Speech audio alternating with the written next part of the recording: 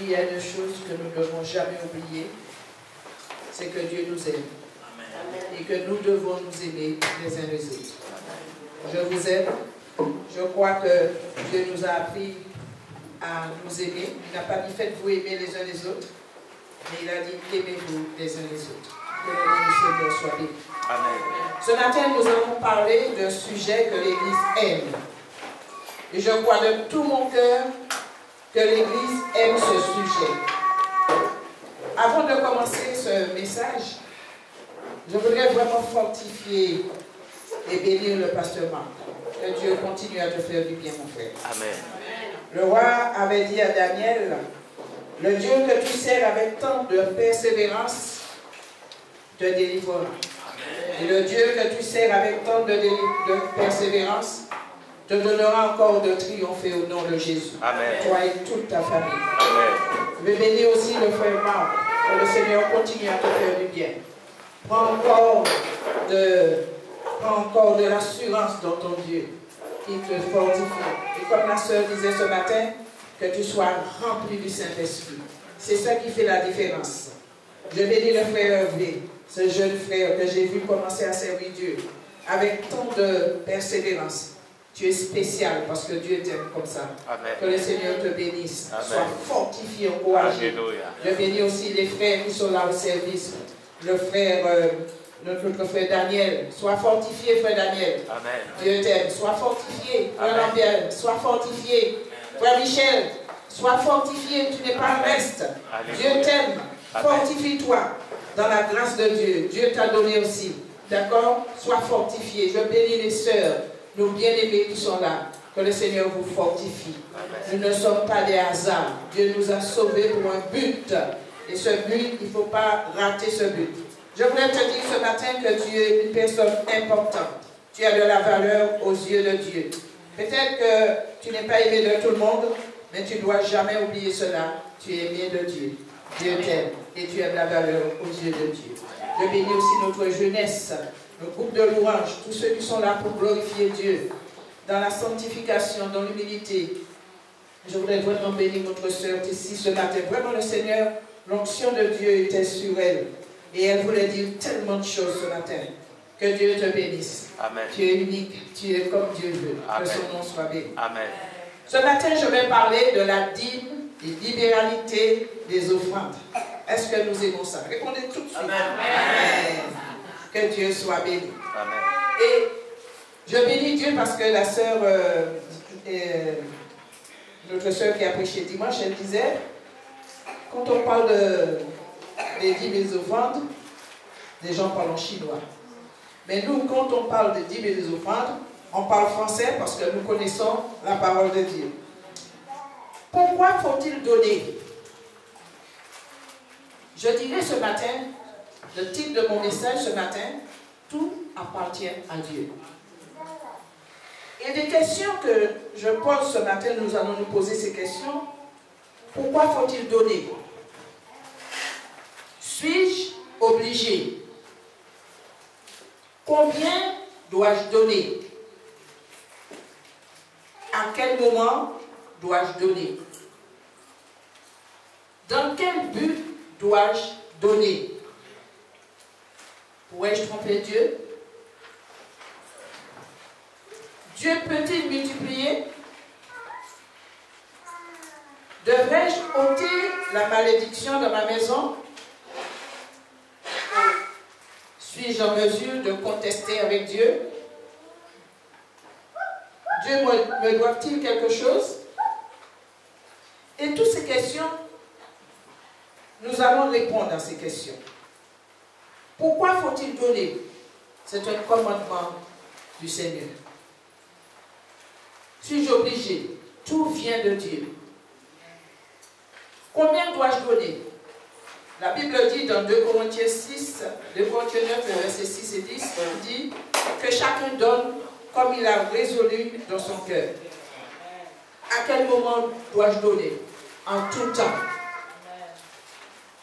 Dans quel but dois-je donner? Pour faire avancer l'œuvre de Dieu. Pourrais-je tromper Dieu? Jamais. Dieu peut-il multiplier? Oui, au-delà même de ce que tu attends, de ce que tu penses, de ce que tu désires. Devrais-je ôter la malédiction de ma maison? Oui. Puisque c'est la bénédiction de l'Éternel qui nous enrichit, et cela nous fera suivre d'aucun chagrin. Suis-je en mesure de contester avec Dieu? Mais non, ce n'est pas possible. Dieu me doit-il quelque chose? Non. Dieu nous a tant aimés qu'il a donné son Fils unique, afin que quiconque croit en lui ne périsse point, mais qu'il ait la vie éternelle. Bien-aimés, ce matin, l'argent est nécessaire. Si l'Église a peur de parler de l'argent, l'Église utilise l'argent quand même pour faire ce qu'il a à faire. Ce matin, elle dit à ton frère, l'argent n'est pas mon maître, il est un serviteur.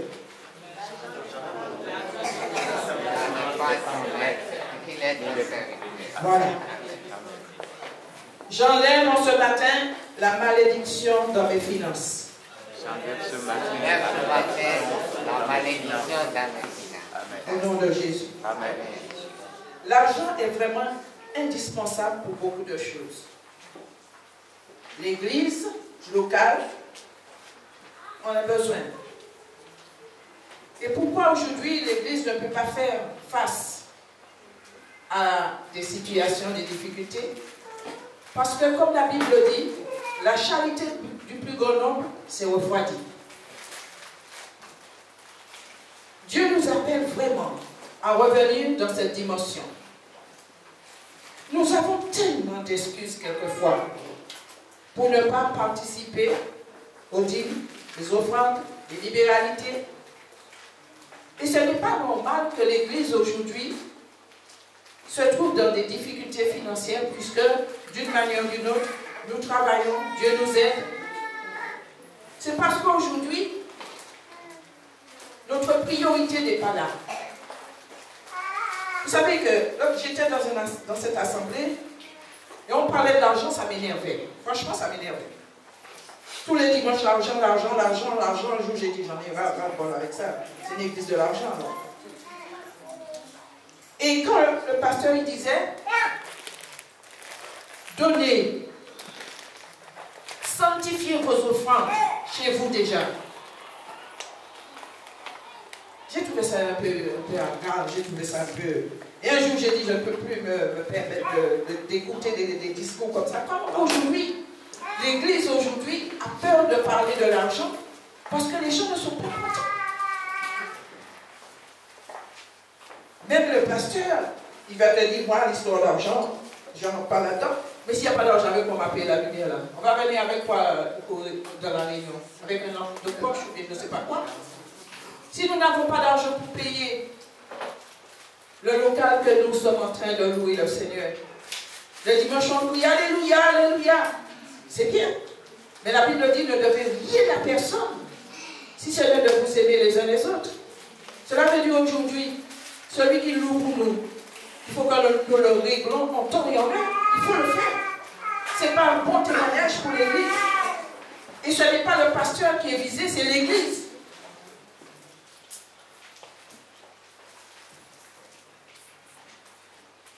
J'aime ça, j'aime parler de l'argent parce que ça me fait du bien. Comme j'étais énervé quand j'étais dans l'église, on parlait de l'argent.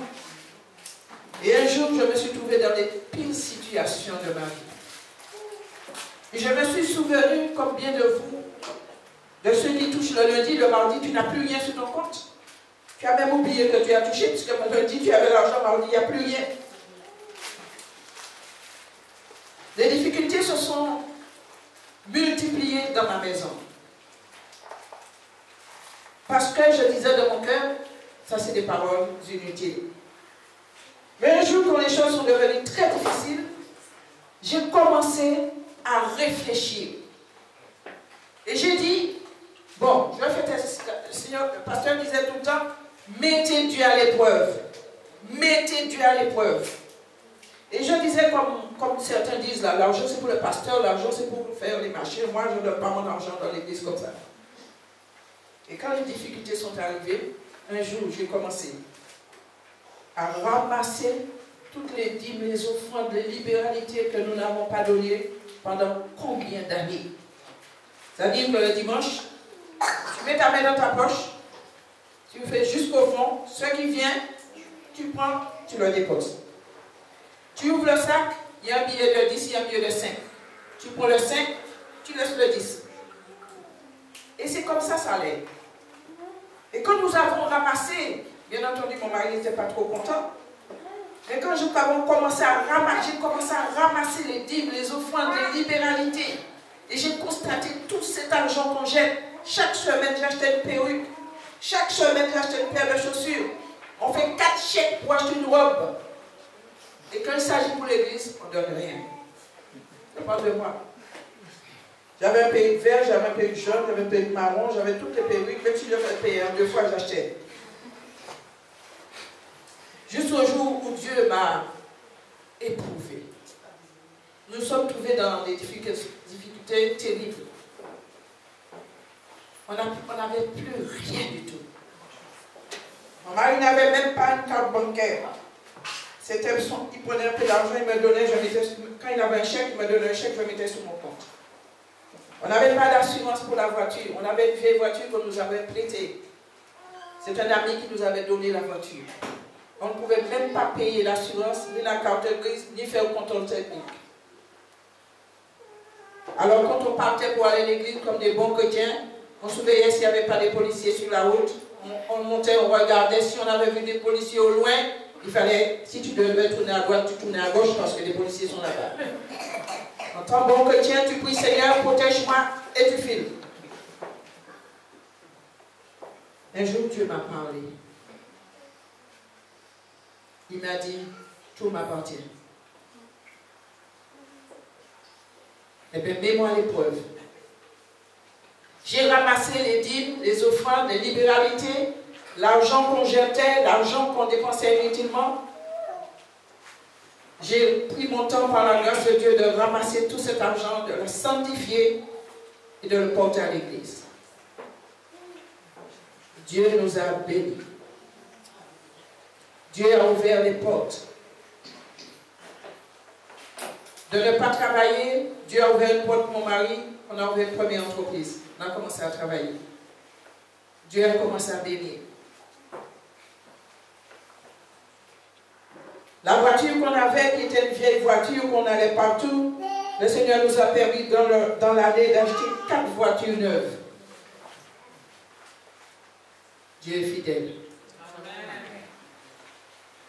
Il nous a permis de manger ce que nous voulons, de boire ce que nous voulons, surtout de ne jamais oublier que tout lui appartient. Et vous savez, certains hommes n'aiment pas cette histoire d'argent, les femmes aussi. Mais chez nos frères, des fois, c'est un peu plus difficile des fois, parce que je crois que la femme compte une seule fois, mais l'homme compte 2 fois. Donc, ce n'est pas la même chose. Mais Dieu, dans sa grande miséricorde, nous a fait du bien. Il nous a bénis. Il a enlevé, en quelque part, la malédiction de notre maison. Parce que ce n'était pas facile. Le mois se termine, le lundi, le mardi, tu n'as plus rien. Comme la sœur disait, tu es à découvert.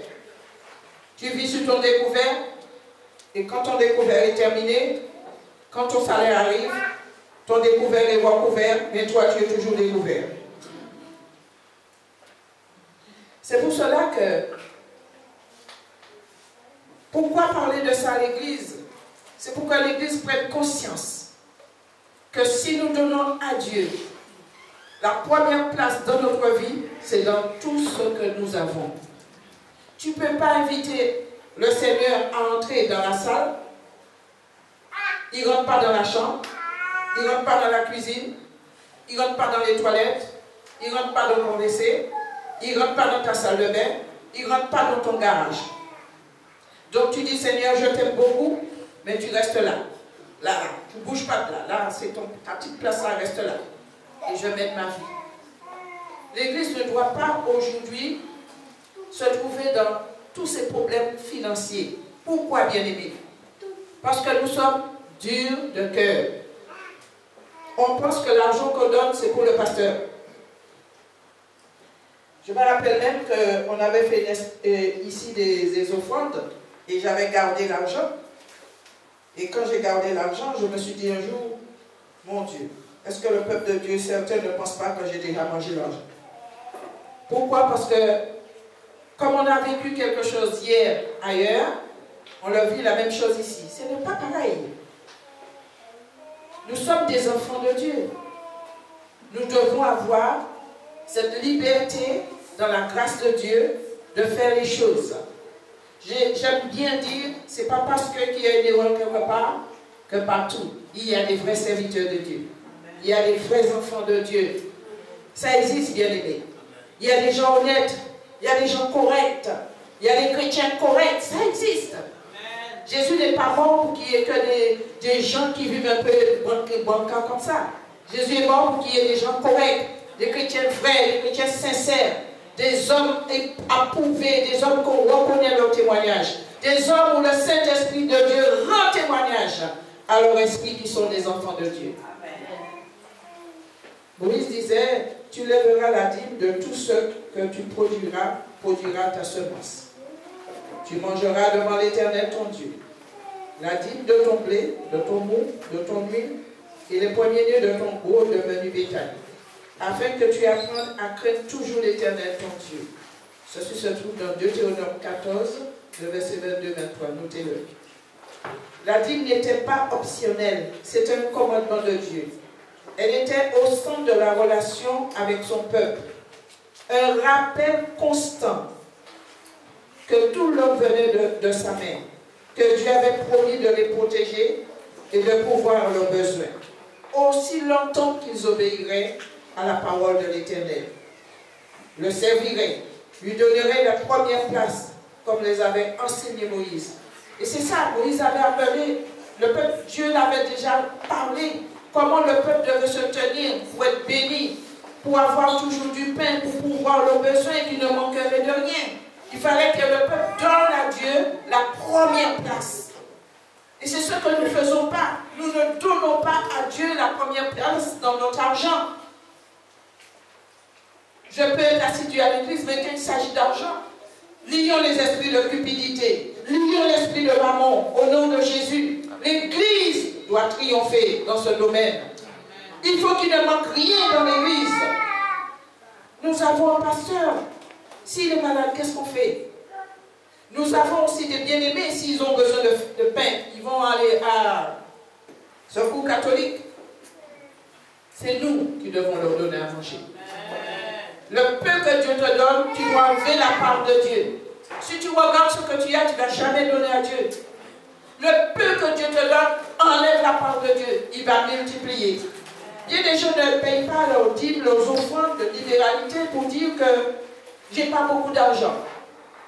Mais regarde ce qui se passe dans le mois. Ta voiture tombe en panne. Tu es obligé d'aller par, il faut aller travailler. Tu as besoin de l'essence. Même si tu n'as pas d'argent, tu vas trouver de l'essence. Regardez comment nous vivons, bien-aimés. On ne trouve pas suffisamment de moyens pour donner à l'église. Oui ou non? Oui. Mais on trouve suffisamment de moyens pour pouvoir le besoin. Oui ou non? Oui. Hein, vous pouvez pas répondre fort, mais ce n'est pas la peine, c'est la même chose. Parce que quand le mois est terminé, tu donnes très peu à Dieu. Qu'est-ce qui se passe? Les 98% qui restent pour toi, il y a des problèmes. Et dans ce mois, tu vas te rendre compte, la voiture sera en panne. Tu vas te rendre compte, le petit est malade. Tu vas te rendre compte, il faut aller chez le médecin. Tu as une rage dedans, il faut aller chez le dentiste. Alors que si tu avais sanctifié ce que tu devais donner à Dieu, Dieu préserve le reste. Dieu préserve le reste. Bien aimé, c'est vrai. Tu vis sur le découvert. Tu n'es jamais couvert. Tu es toujours découvert. Quand le mois est terminé, tu es déjà découvert. Pourquoi? Parce que nous ne sommes pas riches pour Dieu. Il suffit de ne pas venir à l'église. Et puis, prenez 10 centimes. Je bénis Dieu. Vous savez, j'ai noté ça et j'ai rigolé parce que j'ai dit, quand Jésus était assis près du trône, il regardait les gens qui mettaient. Les gens venaient avec leurs billets, ils mettaient. Ils regardaient la femme qui avait une petite pièce. Elle avait tout son nécessaire. Elle est venue même. Et Jésus a pris les disciples, regardez. Elle a mis tout ce qu'elle avait. Aujourd'hui, l'Église a pris cette habitude. Notre petit nécessaire, on n'a que 20, 50, 50 centimes, 20 centimes, 30 centimes, c'est nécessaire de l'Église. 1 euro, 2 euros, c'est nécessaire de l'Église.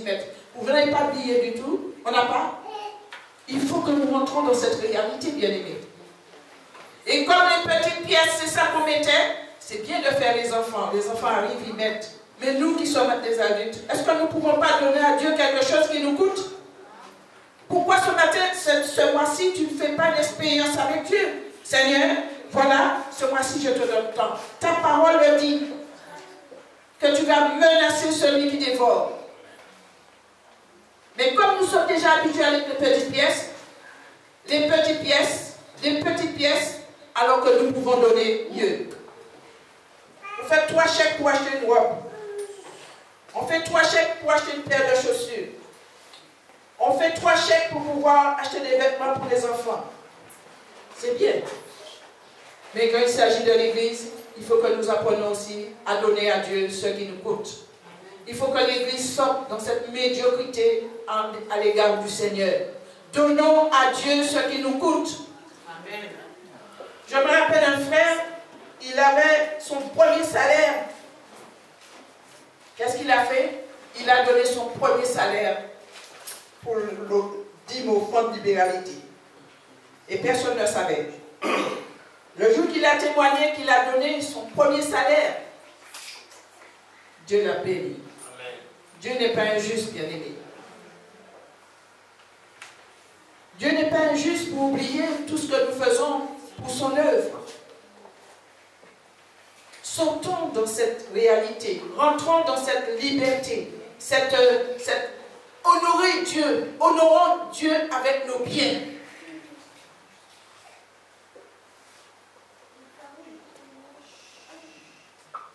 Il y a de ceux, lorsqu'ils ont eu le premier salaire, on ne les voit pas dans l'église encore, ils ont de l'argent. Il y a de ceux qui ont demandé du travail au Seigneur, quand Dieu les a donné du travail, quand ils commencent à travailler, quand vous voulez rencontrer les affaires là, je ne peux pas venir à l'église, j'ai des affaires de l'autre côté. Ils ont de l'argent. Ils oublient que c'est la main de Dieu qui a pourvu le besoin. Bien-aimés, ce matin, que Dieu nous aide. Nous sommes un peuple béni.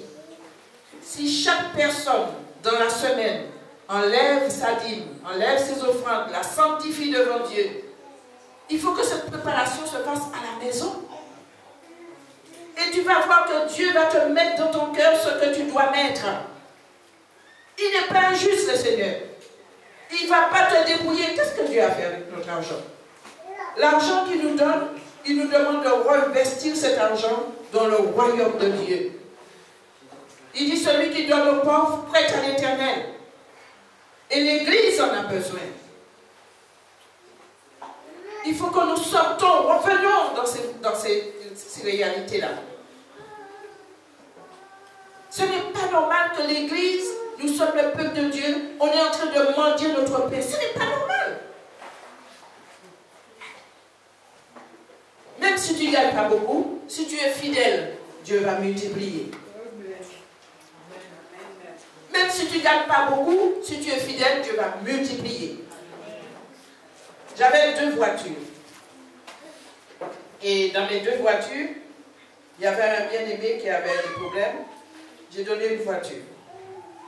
Et c'est arrivé que l'autre voiture que j'avais, j'ai rencontré une autre famille qui était plus nécessitée que moi. Et dans mon cœur, je disais, ouais, mais il faut que j'aille prendre le bus, il faut que je me débrouille. Et je sentais dans mon cœur qu'elle avait des enfants, des petits-enfants, il fallait lui donner la voiture, qu'elle puisse se débrouiller. Et qu'est-ce qui s'est passé? Au bout de 2 ans après, j'ai donné l'autre voiture à ma soeur, avec son mari et ses enfants. Que Dieu la bénisse. Et vous savez, Dieu n'a pas tardé à me récompenser. Là où je ne m'attendais pas, Dieu m'a donné une voiture neuve. Ce n'était même pas dans mon projet. C'est pour vous montrer comment Dieu agit. Si tu donnes un pain à ton frère, Dieu va te rembourser. Il dit, de qui suis-je le débiteur? Michée, le chapitre 6, le verset 8. On va aller, s'il vous plaît. Enlevons ce matin la malédiction dans notre maison. Enlevons des choses qui n'est pas la gloire de Dieu. Ce n'est pas normal que nous sommes des enfants de Dieu. Dieu est notre Père, tout nous réussira. On est en train de mendier son pain. On est en train de quémander à la banque. On est en train de demander aux gens supplices, alors que c'est nous, c'est chez nous que les gens doivent venir emprunter. Ce n'est pas à nous d'emprunter chez les nations, mais c'est les nations qui doivent venir emprunter chez nous. Mais si nous faisons le premier pas, Dieu agira. Michée, le chapitre 6, le verset 8, vas-y mon frère. On t'a fait connaître, homme, ce qui est bien et ce que l'Éternel demande de toi. C'est que tu mettes en pratique le droit, que tu aimes la bonté et que tu marches humblement avec ton Dieu. Amen. Amen. Voilà ce que Dieu nous demande. Et à quel moment dois-je donner? Les enfants de Dieu ne doivent pas venir à l'église les mains vides. Dans la semaine, Dieu te donne un petit peu, tu mets de côté. Tu prends dedans, tu mets de côté pour le dimanche. Le dimanche, quand tu arrives avec ce que Dieu t'a donné, ce que tu as. Vous savez que Dieu regarde. Jésus pouvait regarder la femme qui avait mis la petite pièce. Jésus a vu. C'est de même nos offrandes, nos dîmes, nos libéralités. Dieu le voit. Quand la Bible parle de 10%, mais vous allez tuer l'Église si vous dites ça. C'est-à-dire que nous devons enlever ce qui appartient à Dieu avant même. Bon, je vais faire les courses, je vais chez le coiffeur, je vais acheter une perruque, je vais acheter ceci, je vais acheter une bouteille parce que je bois un coup, je vais faire ceci, je vais faire ça. Et puis le dimanche, s'il reste, mais je ne suis pas contre ceux qui achètent des perruques, hein, que Dieu vous bénisse. Et le dimanche, s'il reste, je vais donner un petit peu au Seigneur. C'est pas ça, bien aimé. L'Église doit revenir dans ces choses. Elles sont une bénédiction. La malédiction, nous devons l'enlever. Tu n'as pas d'argent peut-être pour payer la dîme. Mais quand l'heure est arrivée, il te faut payer ça, il faut faire ceci, il faut faire cela, tu vas trouver. Et le diable nous trompe. Parce qu'il connaît l'exigence de Dieu. La Bible dit que le diable connaît la parole de Dieu, mais il tremble. Le diable sait que Dieu peut te bénir. Mais il va commencer à te dire, ne donne pas, c'est pour le pasteur, tu fais ça, c'est pour l'église, c'est pour les gens, pour tous ces mensonges. Alors que tu dois honorer Dieu. Honorer Dieu. Quand vous êtes amoureux, pour ceux qui ont été, vous savez comment ça se passe? On fait des kilomètres pour aller voir sa fiancée. Le plus beau bouquet de fleurs, c'est ce que tu vas acheter pour ta fiancée. Quand tu vas acheter un cadeau pour elle, tu vas réfléchir depuis la nuit pour savoir qu'est-ce que tu vas acheter pour elle. Parce que tu l'aimes. Et tu voudrais que ce que tu donnes ait de la valeur. Dieu n'est pas plus grand. Vous envoyez de l'argent pour votre famille. Tous les mois, il faut calculer parce qu'il faut envoyer de l'argent. C'est bien que Dieu vous bénisse. Mais si vous donnez à Dieu la première place, au lieu d'envoyer 20 € tous les mois, Dieu va multiplier. Tu pourras envoyer 40 € pour ta famille. C'est comme ça que Dieu agit. Dieu nous aime. Que son nom soit béni.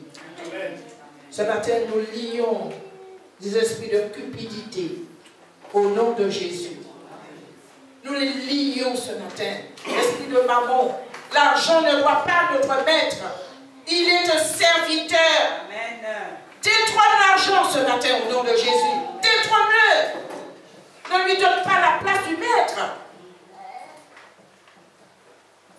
Que Dieu nous aide. Nous avons vraiment besoin de la grâce de Dieu. Deutéronome, le chapitre 17, le verset 1er.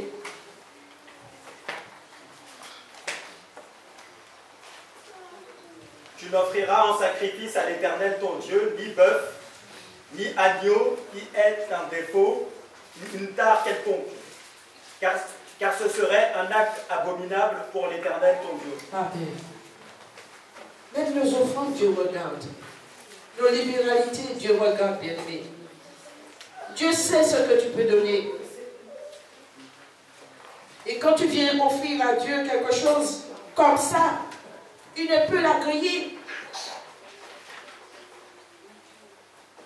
Il faut que nos offrandes soient sanctifiées, nos dîmes, nos libéralités. Il faut que ça ait du prix, du poids pour Dieu. Sinon, il ne l'agrée pas. Et on s'étonne qu'on a plein de problèmes. J'ai vu une robe, eh bien, elle est belle cette robe, je vais l'acheter. Ou j'ai vu un sac. Qu'est-ce que tu vas faire? Tu vas attendre le mois prochain pour acheter ton sac. Chaque jour tu passes, tu jettes un coup d'œil pour voir s'il est toujours là. Il est toujours là, je vais passer le mois prochain, je vais le prendre. Et le mois prochain, quand tu as ton paye, la première des choses que tu fais, tu rentres, clouc, tu prends ton sac, tu l'achètes. Tu as oublié de donner à Dieu, premièrement, la première place. Ce n'est pas possible. Tu peux faire acheter quelque chose, mais si tu ne donnes pas à Dieu la première place, qu'est-ce qui va se passer? Le reste va passer. Il est temps pour nous, l'Église, d'offrir à Dieu quelque chose qui nous coûte. Nous avons trop d'excuses pour ne pas donner. J'ai pas assez d'argent. Je ne travaille pas beaucoup. J'ai ça à payer. J'ai mon loyer à payer. J'ai l'assurance de la voiture à payer. Bien aimé. Dieu ne sait pas ce que tu as. Et si tu lui donnes la première place, il va multiplier. Au-delà même de ce que tu attends. Vous savez, aujourd'hui, c'est moi qui est en train de parler ainsi. Il y a quelques années de cela, j'étais en colère. Les cheveux devenaient jaunes quand j'entendais les gens parler de l'argent. Mais je remercie Dieu parce que aujourd'hui, nous comprenons, ou encore je comprends, la clé de la bénédiction. C'est la bénédiction de l'Éternel qui nous enrichit. Il ne fera suivre d'aucun chagrin. Il faut que nous soyons généreux pour le Seigneur. Que l'Église revienne dans cette dimension. Vous travaillez, vous